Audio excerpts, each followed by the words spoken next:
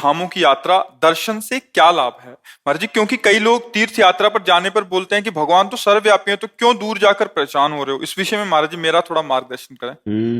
वो नहीं समझते हैं, वह ज्ञान से युक्त हैं, केवल बातें बनाते हैं कि सर्वव्यापी भगवान, साक्षात्कार किया है सर्वव्यापी भगवान का। जो ऐसी बातें करता ना वो जानता नहीं। सर्वव्यापी भगवान के साक्षात्कार करने के लिए प्रक्रिया है। जैसे हमने बताया कि मेहंदी के पत्ते पत्ते में लालिमा छिपी हुई, लेकिन फाड़ के देख लो पत्ता आप, कहीं अगर हरे के सिवा लाली दिखाई दे तो मुझे बताना। लेकिन जब हम मेहंदी को एक प्रक्रिया में लेते हैं, उसको बांटते हैं, उसको हाथ में लगाते हैं, काफी देर के बाद जब हम धोते हैं तो हाथ हमारा लाल मिलेगा, मेहंदी नहीं, हाथ हमारा लाल मिलेगा। तो लाली मेहंदी में ही है, लेकिन एक प्रक्रिया से अनुभव में आए ना। जैसे हमने बताया कि दूध में घी है, तो आप दूध में पूड़ी पका के दिखाओ, नहीं पका पाओगे। उसकी प्रक्रिया है, दूध को औटाइए, दही बनाइए, मथिए, मक्खन निकालिए, फिर घी। ऐसे ही सर्वात्म भगवान विराजमान, उसकी प्रक्रिया है। क्या भगवान शिव बता रहे हैं प्रक्रिया? बोले हरि व्यापक सर्वत्र समाना, प्रेम ते प्रगट हूं ही मैं जाना। सर्वत्र हरि विराजमान है, लेकिन प्रेम से प्रकट होते हैं। बात समझ में आई? अब प्रेम कहां से प्रकट होता है? निष्पाप हृदय में। अब निष्पाप कैसे हो? तो बोले चलो हरिद्वार चलते हैं, गंगा स्नान करते हैं, चलो काशी चलते हैं, वहां पर चलो द्वारिकापुरी चलते हैं, उज्जैन वृंदावन धाम चलते हैं, संत संग करते हैं, दूसरों को सुख पहुंचाते हैं। अब जब संत संग किया, पता चला नाम जप करो, संयम से रहो, पाप आचरण मत करो, अधर्माचरण मत करो। अब आप सत की तरफ चलने लगे, असत छूटने लगा।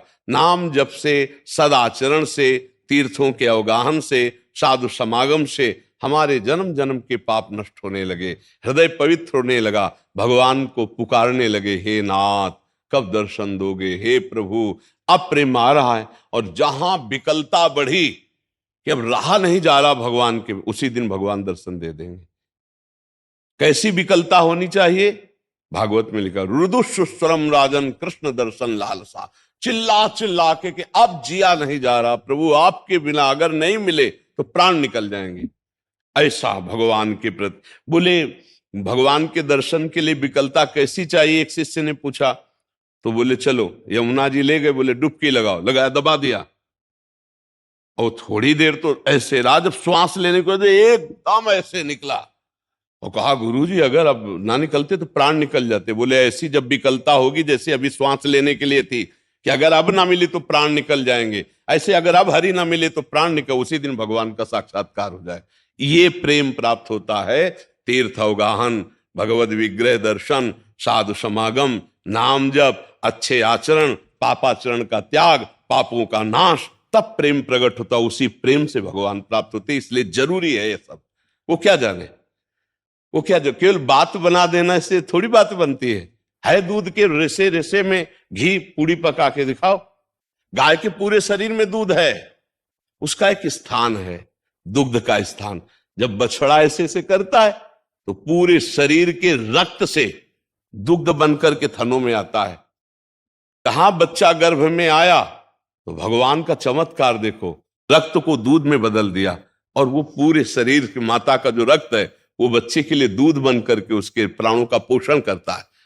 जैसे पूरे शरीर में गाय के दुग्ध विराजमान है, पर आप निकाल नहीं सकते कि यहां से हम कान से दूध निकाल ले, वो थन का स्थान है, वहां जब बछड़ा करे तो पिन्हा जाती है, उसके रक्त का ही दूध बनता है।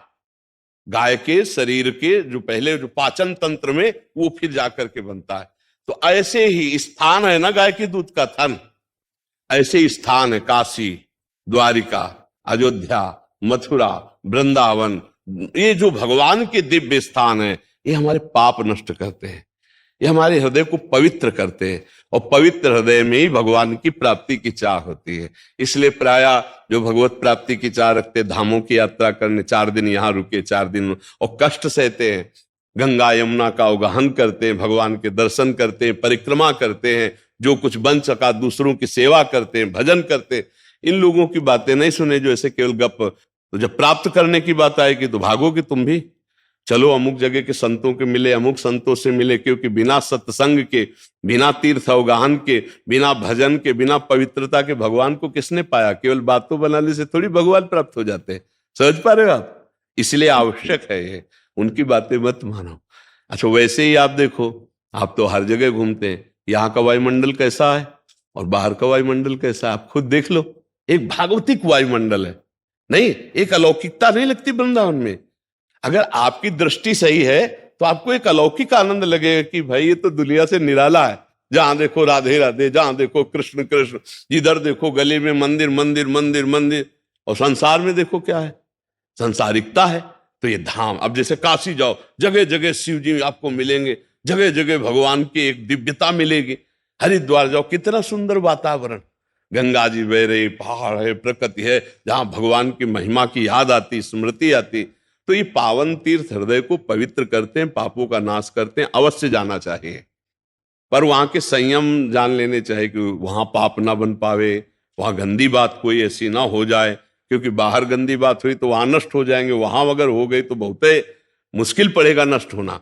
तो इसलिए बहुत सावधानी से तीर्थों में जाए, दूसरों का खाने की चेष्टा न करे, दूसरों को सताने की चेष्टा न करे, कोई पापाचरण न करे, अपने को कष्ट दे। मान लो 2 टाइम भोजन पाते हो तो तीर्थ जाए, एक दिन उपवास करे, एक दिन एक बार आहार कर ले, और खूब भजन करे, खूब परिक्रमा करे, गंगा स्नान करे, नाम कीर्तन करे, ये कमाने जाया जाता है। इससे पाप नष्ट होते, हृदय पवित्र होता है, जीवन उन्नतिशील होता है। समझ पाए आप?